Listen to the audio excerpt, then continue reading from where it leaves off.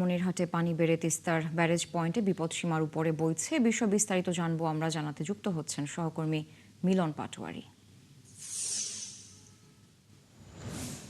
মিলন, পানি বাড়ায় নিচু এলাকাগুলোর কি অবস্থা এখন, সে বিষয়ে একটু বিস্তারিত জানাবেন এবং আগাম বন্যার শঙ্কা নিয়ে পানি উন্নয়ন বোর্ড কি বলছে। এবং আমরা যেমনটি দেখলাম যে নদী পাড়ের মানুষকে সতর্ক থাকতে বলা হয়েছে এরই মধ্যে, এ বিষয়ে নদী পাড়ের মানুষ কি বলছে?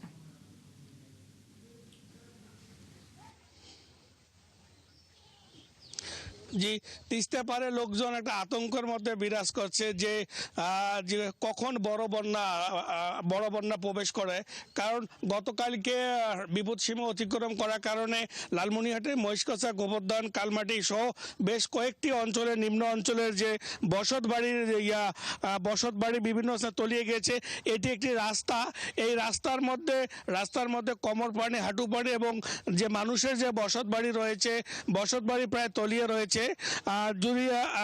যদি স্থানীয় যদি আমি লোকেশন কথা বলি যে আপনাদের এখানে কখন থেকে বন্যার পানি প্রবেশ করছে? গতকাল রাত থেকে হঠাৎ করে বন্যার পানি তুমুলভাবে প্রবেশ করায় আদিতমুড়ি উপজেলাধীন মহিষকুচা ইউনিয়নের প্রায় 9টি ওয়ার্ডের 7টি ওয়ার্ডেই আমাদের বন্যায় ডুবে গেছে। আমরা বন্যার পানির কারণে আমাদের রাস্তাঘাট, স্কুল, কলেজ থেকে শুরু করে আবাদি জমি অনেকভাবে ক্ষতিগ্রস্ত হয়েছে। আমরা যতটুকু জেনেছি যে আমাদের মন্ত্রী মহোদয় এবং এমপি মহোদয় এনারা আমাদের সাথে যোগাযোগ রেখেছেন। আমরা যত দ্রুত সম্ভব তিস্তা মহাপরিকল্পনা বাস্তবায়ন আমরা চাই। মহিষকুচা ইউনিয়নবাসী থেকে শুরু করে লালমনিরহাট জেলা এবং অত্র রংপুর বিভাগের জেলাসমূহ আমাদের এই মহাপরিকল্পনা বাস্তবায়ন। স্থানীয় লোকজন কি অবস্থায় আছে, যে যারা পানিবন্দী আছে তারা খুব কষ্টে আছে। তারা এই মহাপরিকল্পনা বাস্তবায়ন হলে এই কষ্ট থেকে মুক্তি পাবে, এটা আমরা আশা। আমি আরেকজনের সঙ্গে যদি এখানে জানতে চাচ্ছি যে বন্যার্ত যে পরিবারগুলো আছে, এরা এখন কি অবস্থায় আছে? তারা এটা খুব দুর্বিষহ জীবনযাপন করতেছে। গতকাল থেকে এসে রান্না পর্যন্ত উঠাতে পারে নাই এবং শুকনো খাবার কিছু খেয়ে আছে এবং চুলায় পানি উঠেছে, খাটের উপর পানি উঠছে, কারণে রান্না করার মতো ব্যবস্থা নেই। এই অবস্থায় মানে এখন কি অবস্থা আপনাদের এলাকায়? কোন কোন নতুন নতুন এলাকায় ডুবেছে? আমরা খুব কষ্টে আছি বর্তমান। গোবর্ধন, বারোঘড়িয়া, কালমাটি, দক্ষিণ বালাপাড়া এগুলা পানির নিচে হয়ে গেছে।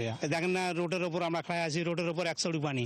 রান্না বান্নার কষ্ট, গরু ছাগল ধরে কষ্ট, হাঁস মুরগি ধরে কষ্ট, বেড়া করার কষ্ট। যে বন্যার পানিতে লালমনিরহাট জেলার প্রায় কয়েকটি নতুন এলাকা আরো প্লাবিত হওয়ার কারণে যে বিভিন্ন বসত বাড়িতে আমরা লক্ষ্য করেছি কোথাও হাঁটু পানি, কোমর পানি, অনেকে বসত বাড়ি ছেড়ে উন্নত আশ্রয় নিয়েছে। তবে পানি উন্নয়ন বোর্ড জানিয়েছে যে 48 ঘন্টা আরো তিস্তা নদীর পানি বৃদ্ধি পাওয়ার সম্ভাবনা রয়েছে এবং আরেকটি বন্যার একটা আশঙ্কা রয়েছে। তবে লালমনিরহাট জেলা তিস্তা পাড়াবাসীর একটি দাবি, তিস্তা মহাপরিকল্পনা দ্রুত বাস্তবায়িত হলে তাদের যে এই যে প্রতি বছরে যে এই বন্যার ক্ষতি হয় তা থেকে তারা অনেকটা রক্ষা পাবে। এই ছিল লালমনিরহাটের বন্যার সর্বশেষ খবর।